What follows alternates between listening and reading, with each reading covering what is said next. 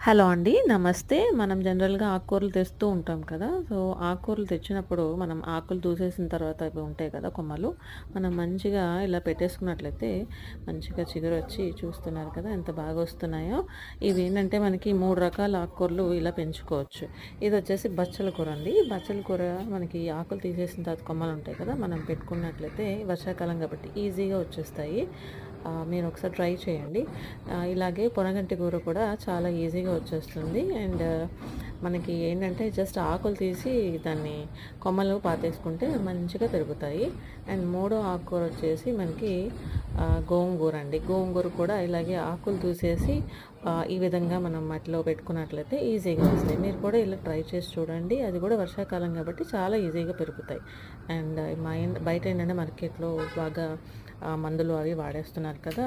Chemicals, toxic chemicals. So, మీరు కూడా ఇలా ట్రై చేసి